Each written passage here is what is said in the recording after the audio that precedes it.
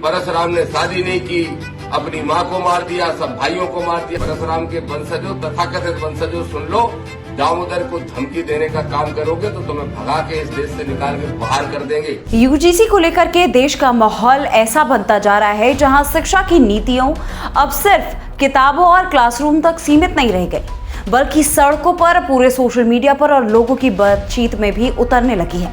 UGC का मुद्दा, जो कागजों में एक सुधार, एक व्यवस्था और एक प्रक्रिया का हिस्सा था, आज वो एक बड़े सामाजिक टकराव का रूप ले चुका है। नमस्कार, आप देख रहे हैं क्लियर कट और मैं हूं आपके साथ गरिमा, हाजिर हूं एक बार फिर से आपके बीच एक नए वीडियो को लेकर के।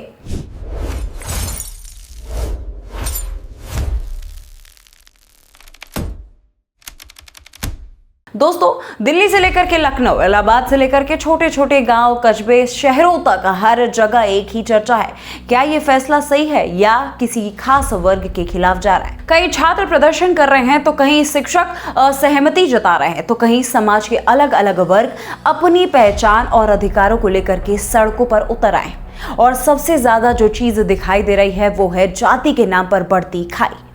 बहस अब ये नहीं रह गई कि नियम क्या है, बहस अब ये हो गई है कि किसका हक छीना जा रहा है और किसको फायदा दिया जा रहा है।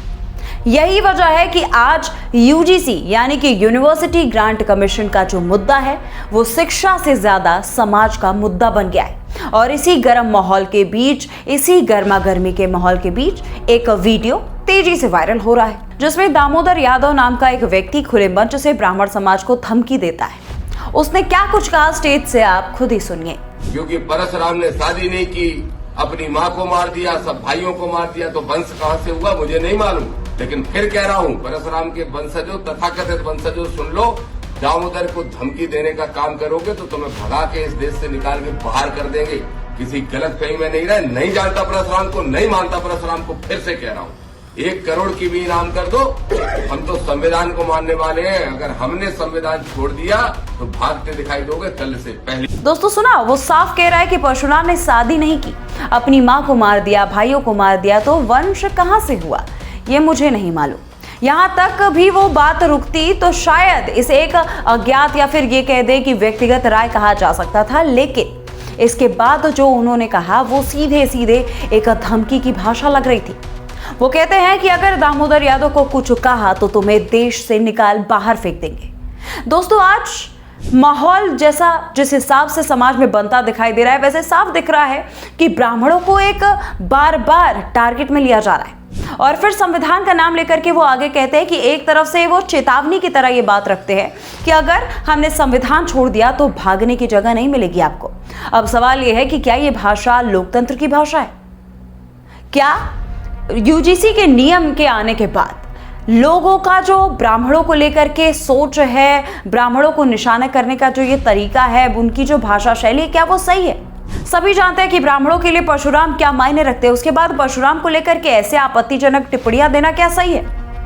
देखिए, भारत की सबसे बड़ी ताकत उसकी विविधता रही है, जो हम हर बार कहते हुए आए हैं। यूजीसी यानी कि यूनिवर्सिटी ग्रांट कमीशन का जो नया नियमावली आया है, उसको लेकर के जो सवर्ण समाज और ब्राह्मण समाज के लोग हैं वो सिर्फ यही मांग कर रहे हैं कि इस नियम में संशोधन होना चाहिए, यानी कि इस बिल में संशोधन करके जो समानता की मांग है वो रख रहे हैं ब्राह्मण समाज, या यूं कह ले कि सवर्ण समाज। लेकिन जिस हिसाब से वीडियोस वायरल हो रहे हैं, जिस हिसाब के देखने को मिल रहा है कि बार बार ब्राह्मण समाज, जिसे सदियों से ज्ञान, शिक्षा और परंपरा का प्रतिनिधि माना गया, आज वही समाज खुद को कटघरे में खड़ा महसूस कर रहा है। बार बार ब्राह्मण ये सवाल कर रहा है कि क्या हमारी आस्था का मजाक उड़ाना, क्या हमारे देवताओं पर टिप्पणी कर देना अब एक राजनीतिक हथियार बन चुका है?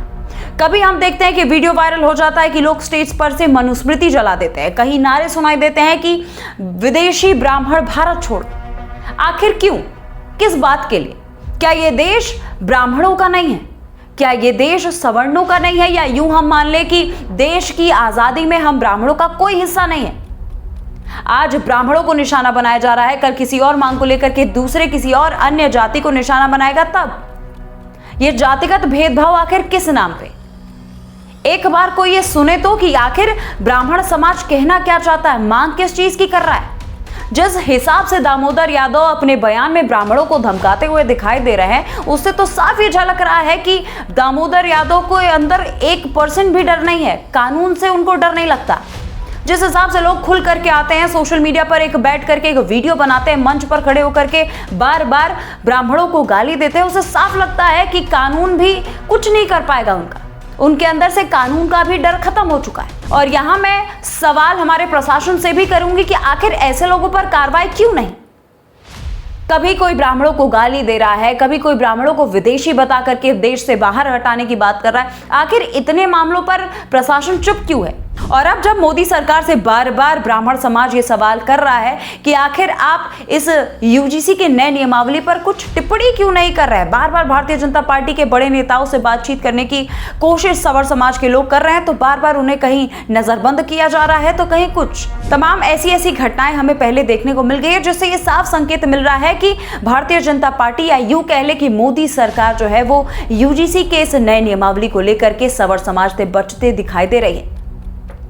आखिर किस बात के लिए ब्राह्मणों को इस हद तक निशाना बनाया जा रहा है। आज परशुराम को लेकर के जिस हिसाब से दामोदर यादव ये सारी टिप्पणियां दे रहे हैं, अगर हम उनके लिए ऐसी बात कहते तो क्या ये सही है? सरकार की आखिर जिम्मेदारी क्या है? सरकार की जिम्मेदारी है कि ऐसे मामले में स्पष्ट रुख अपनाए। कानून सबके लिए बराबर है और अगर कोई भी व्यक्ति चाहे वो किसी भी समाज से आता हो, अगर वो नफरत फैलाने की कोशिश कर रहा है तो उसके खिलाफ सख्त से सख्त कार्रवाई होनी चाहिए। और समाज की जिम्मेदारी भी कम नहीं है। हमें यह समझना होगा कि सोशल मीडिया पर वायरल हर बयान सिर्फ एक वीडियो नहीं होता, बल्कि वो लोगों की एक सोच को प्रभावित करता है, वो लोगों की एक नजरिए को साफ दिखाता है। जिस हिसाब से दामोदर यादव ये बयान दे रहे हैं, उससे साफ झलक रहा है कि उनके अंदर ब्राह्मणों को लेकर के कितनी नाराजगी है, कि कितनी हद तक नफरत है। अंत में मैं बस आपको इतना ही कहना चाहूंगी कि यूजीसी का मुद्दा शिक्षा सुधार का होना चाहिए था, लेकिन अगर वो समाज को तोड़ने का कारण बन जाए तो ये हम सब के लिए एक बहुत बड़ी चेतावनी बन गई है। अभी भी समय है, बातचीत करें, संतुलन का, एक समझदारी का और एक ऐसा रास्ता चुना जाए जिससे सभी को न्याय मिल सके, क्योंकि ये देश सबका है। किसी भी एक जाति से भारत देश नहीं चल पाएगा। ये समझना हम सभी के लिए बहुत ही ज्यादा जरूरी है। और इस दामोदर यादव के बयान के बाद आपकी क्या राय है, कमेंट सेक्शन में लिखना मत भूलिएगा। मैं हूं गरिमा और आप देख रहे थे बत गई चौक। नमस्कार। This video is sponsored by Ram Ram Group of Companies, co-sponsored by Nature House and Bhaiya Ji Silver Coated Ilaichi.